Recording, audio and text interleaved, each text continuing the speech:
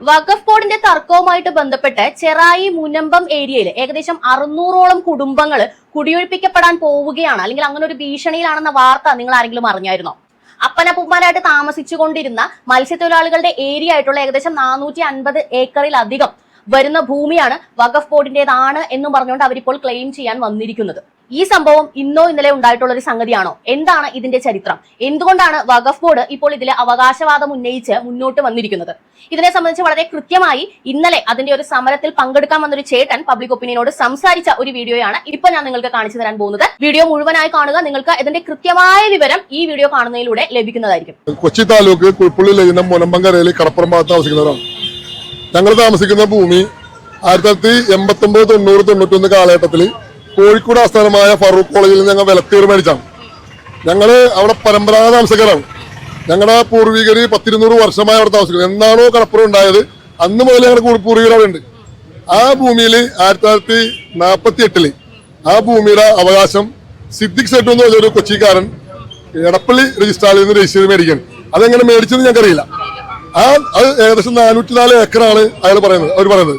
ഈ 404 ഏക്കർ ഭൂമി 1950 കോഴിക്കോട് ആസ്ഥാനമായ ഫറൂഖ് കോളേജിൽ ഇയാൾ ദാനം കൊടുക്കുകയാണ്. അത് കോഴിക്കോട് ആസ്ഥാനമായ ഫറൂഖ് കോളേജ് രൂപീകരിക്കുന്ന കാലഘട്ടമാണ്.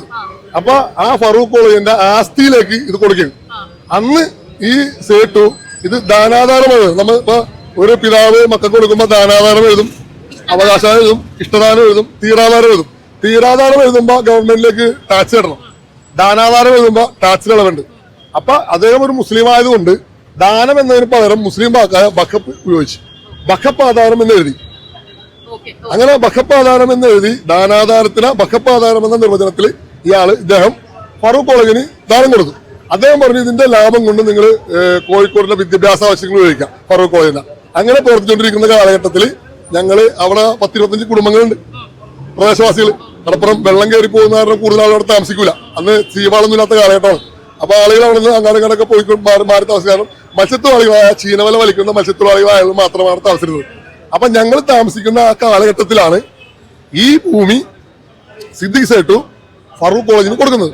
അപ്പൊ ഞങ്ങൾ താമസിക്കുന്ന ആളുകളുടെ യാതൊരുവിധ അവകാശങ്ങളും അത് മാനിച്ചിട്ടില്ല, ഇഷ്ടാനം കൊടുക്കുന്നത്. ആ ഭൂമിക്ക് 1951 50 ഇഷ്ടാനം കൊടുക്കുന്നത്. 1950 പറവൂർ താലൂക്കിൽ നിന്ന് ഫറൂഖ് കോളേജ് പട്ടയം പിടിക്കുന്നുണ്ട്.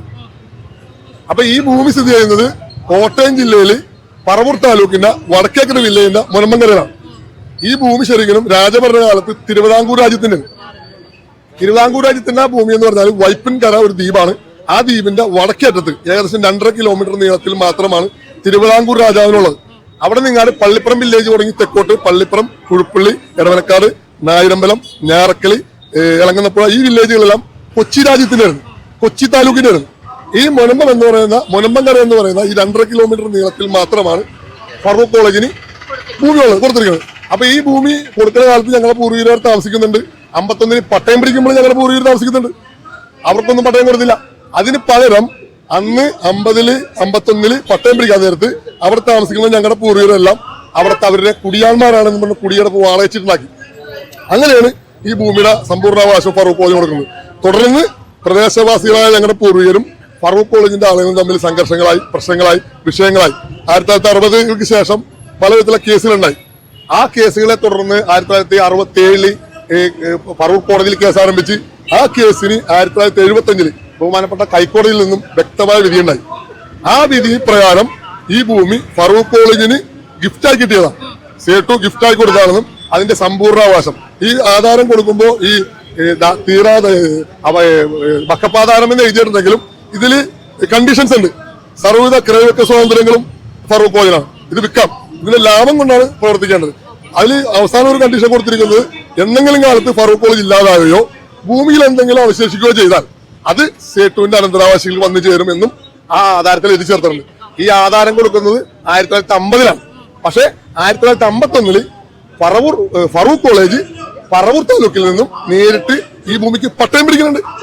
അപ്പൊ പട്ടയം പിടിക്കുമ്പോ ആ പട്ടയമല്ല ഇതിന്റെ അടിസ്ഥാനമാകും. ആ പട്ടയത്തിൽ വളരെ വ്യക്തമല്ല ഇത് ഫറൂഖ് കോളേജിന്റെ ഭൂമിയാണെന്ന്. അങ്ങനെ ഫറൂഖ് കോളേജായിട്ട് ഞങ്ങളുടെ പ്രദേശവാസികളായ ഞങ്ങളുടെ പൂർവികരും തമ്മിലുണ്ടായ അഭിപ്രായ വ്യത്യാസങ്ങളെ തുടർന്ന് പല വിധത്തിലുള്ള കേസുകളുണ്ടായി. ആ കേസുകൾക്കൊടുവിൽ 1975 ഹൈക്കോടതിയിലെ ഡിവിഷൻ ബെഞ്ചിന്റെ വിധിയിൽ വ്യക്തമായ അതിരടയാളങ്ങളും ഇവരുടെ ഭൂമി അന്ന് 404 ഏക്കറില്ല. ഈ 1975 വന്നപ്പോഴേക്കും ഈ 404 ഏക്കർ ഭൂമി കടലെടുത്തൊക്കെ പോയി 114 ഏക്കർ ഭൂമിയായി. അതിൽ 1975 അന്ന് സർവേ നടത്തി 114 ഏക്കർ ഭൂമിയാണുള്ളത്, 60 ഏക്കർ വെള്ളമുണ്ട് എന്ന വ്യക്തമായ റിപ്പോർട്ടുകൾ 1975 ഹൈക്കോടതി ഡിവിഷൻ ബെഞ്ചിന്റെ വിധിയിൽ രേഖപ്പെടുത്തിയിട്ടുണ്ട്. അങ്ങനെ ഇരിക്കുന്ന കാലഘട്ടത്തിലാണ് വീണ്ടും അവിടെ പ്രദേശവാസികളായ കുടിയാന്മാർ ആരുമില്ലാത്ത ആളാണ് താമസിക്കുന്നത്, കടപ്പുറമല്ല. അങ്ങനെ താമസിച്ച കുടിയാന്മാരുടെ എണ്ണം കൂടി, അവിടെ താമസിക്കുന്ന താമസക്കാരുടെ എണ്ണം കൂടി 100-300 താഴെ താമസക്കാരായി 1987 വന്നപ്പോഴേക്കും. അങ്ങനെ വീണ്ടും പ്രദേശവാസികളുമായി ഒരു കുടിയാസംഘം രൂപീകരിച്ച് ഒരു കേസൊക്കെ ആരംഭിച്ച് ആ കേസിനെ തുടർന്ന് ഒരു മധ്യസ്ഥ വരെയാണ് പ്രദേശവാസികൾക്ക് ഈ ഭൂമി വിൽക്കാം. അങ്ങനെ ഫറൂഖ് കോളേജ് എടുത്ത തീരുമാനത്തിന്റെ പുറത്ത് അന്ന് സമൂഹത്തിൽ നടക്കുന്ന മാന്യമായ വില കൊടുത്ത് പ്രദേശവാസികളായ ഞങ്ങള് അത് വിലക്ക് വാങ്ങി. അന്ന് ആദ്യം ഉണ്ടായിരുന്ന ആ കുടിയാന്മാരുണ്ടല്ലോ ചേട്ടു അവിടെ വരുന്ന സമയത്ത് ഉണ്ടായിരുന്ന 10-20-21 കുടിയാന്മാർക്ക് 10 സെന്റ് വെച്ച് കുടിയടപ്പും കൊടുത്ത് ബാക്കി ഭൂമിക്കൊക്കെ വിലക്കും കൊടുത്തു. ബാക്കി അവിടെ ഉണ്ടായിരുന്ന എല്ലാ താമസക്കാർക്കും വില നിശ്ചയിച്ച് വിലക്ക് വാങ്ങിയ ഭൂമിയാണ്. ആ ഭൂമി ഞങ്ങള് 1991 മുതൽ 2022 വരെ ജീവിച്ചുകൊണ്ടിരിക്കുകയാണ്. ഈ ഭൂമി യാതൊരുവിധ മാനദണ്ഡവും കൂടാതെ 2019 ഫറൂഖ് കോളേജ് ബക്കപ്പോട് അവരുടെ രജിസ്ട്രേക്ക് ചേർക്കും. അതിനും അവരുടെ തന്ത്രം കാണിച്ചു. ഞങ്ങൾ മനസ്സിലാക്കുന്നത് ഫറൂഖ് ബക്കപ്പോട് ഈ ഭൂമി ബക്കപ്പാധാരം എന്നൊരു വാക്കുണ്ടല്ല, ബക്കപ്പാധാരം എന്നത് ഈ ആധാരം അന്ന് രജിസ്റ്റർ ചെയ്യുന്ന കാലത്ത് ഗവൺമെന്റിന് ടാക്സ് അടക്കാതിരിക്കാൻ വേണ്ടി ചേർത്ത വാക്കാണെന്ന് ഞങ്ങൾക്കറിയാം. ആ വക്കപ്പ എന്ന വാക്കിനെ പിടിച്ചുകൊണ്ട് ഇവര് ഫറൂഖ് കോളേജിനെതിരെ ഈ ഭൂമി ബക്കപ്പിന് വിട്ടുകൊടുക്കണമെന്നും പറഞ്ഞും ഫറൂഖ് കോളേജിന് കത്ത് കൊടുക്കും, ബക്കപ്പ് ട്രൈബ്യൂണലിൽ കേസ് കൊടുക്കും. ഈ ട്രൈബ്യൂണലിലെ കേസിൽ Farooq college ഹാജരാകണില്ല. Farooq college ഹാജരാകാതെ ex parte വിധിയാകുകയാണ്. ആ വിധിയുടെ അടിസ്ഥാനത്തിൽ ഫറൂഖ് ബക്കപ്പോട് അവരുടെ രജിസ്റ്ററിൽ 404 ഏക്കറാണ് എഴുതിയെടുക്കുന്നത്.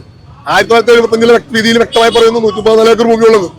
അങ്ങനത്തെ ഒരു വിധിയുള്ള സമയത്ത് 404 ഏക്കർ ഭൂമി ആണ് എന്ന് പറഞ്ഞുകൊണ്ട് ബക്കപ്പ് രജിസ്റ്ററിൽ 2019 ഫറൂഖ് കോളേജിന്റെ ബക്കപ്പോട് എഴുതിയെടുത്തിട്ട് 2022 ഈ ഭൂമിയുടെ ക്രയവിക്രയ സ്വാതന്ത്ര്യങ്ങൾ നിഷേധിക്കണമെന്നും പറഞ്ഞുകൊണ്ട് കൊച്ചി തഹസിൽദാർക്ക് കത്ത് കൊടുക്കുകയും ഞങ്ങളുടെ കരാടവ് മുതലായ ക്രയവിക്രയ സ്വാതന്ത്ര്യങ്ങളൊക്കെ തഹസിൽദാർ നിഷേധിക്കുകയും ചെയ്യും.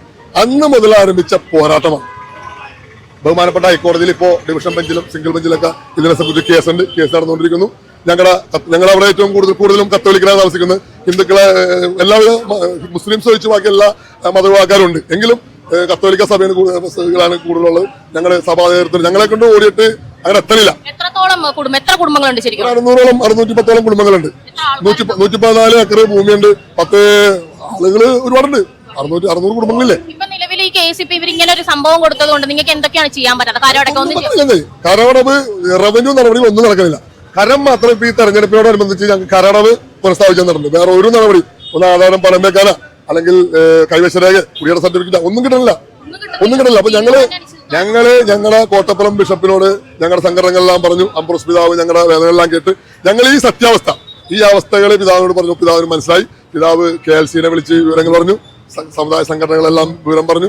അവര് ഞങ്ങളെ കുറിച്ച് മനസ്സിലാക്കിയിട്ട് ഞങ്ങളുടെ ഭാഗത്തുള്ള ന്യായങ്ങൾ, ഞങ്ങളുടെ ആധാരങ്ങൾ, ഫറൂഖ് കോളേജിൽ ഞങ്ങൾ മേടിച്ച തീരാധാരം, ഫറൂഖ് കോളേജിന് ഇത് കിട്ടിയ പട്ടയം, അവർക്ക് കിട്ടിയ കോടതി വിധി, ഇതെല്ലാം പരിശോധിച്ചപ്പോൾ ഞങ്ങളുടെ ഭാഗത്ത് ന്യായം കണ്ട് ആ ന്യായത്തിന്റെ പിന്നാലെ ഞങ്ങൾക്ക് ഐക്യദാർഢ്യം പ്രഖ്യാപിച്ചുകൊണ്ടുള്ള ആദ്യത്തെ സമര പ്രഖ്യാപനമാണ് ഇവിടെ നടക്കുന്നത്. ഈ ഒരു സമരം കൊണ്ട് ഇതിന് തീരുമാനമാകില്ല എങ്ങനെയാണെന്നുണ്ടെങ്കിൽ എന്തായിരിക്കും നാട്ടുകാർ? സമരം കൊണ്ടല്ല ഇത് തീരണത്, ഞങ്ങൾക്കറിയാലോ. ഹൈക്കോടതിയിൽ കേസ് അടക്കല്ലേ, ഹൈക്കോടതിയാണ് തീരുമാനിക്കേണ്ടത്. 1975 ഹൈക്കോടതി ഡിവിഷൻ ബെഞ്ചിന്റെ വിധിയുണ്ട്. ആ വിധിക്കെതിരെ ആരും അപ്പീൽ പോയിട്ടില്ല. ആ വിധി അന്തിമമാണ്. ആ വിധി ഒന്ന് പരിശോധിച്ചാൽ മതി. ആ വിധി പരിശോധിച്ചാൽ ആ വിധിക്ക് വേറെ ഒരു വിധി ഇടാൻ പറ്റൂലല്ലോ. നിലവിൽ ഒരു ഭൂമിയെ സംബന്ധിച്ച് ഹൈക്കോടതി ഡിവിഷൻ ബെഞ്ചിൽ ഒരു വിധി ഉണ്ടായിരുന്നെങ്കിൽ വേറൊരു വിധി ഇടാൻ പറ്റുമെന്ന് ഞങ്ങൾക്ക് തോന്നണില്ല.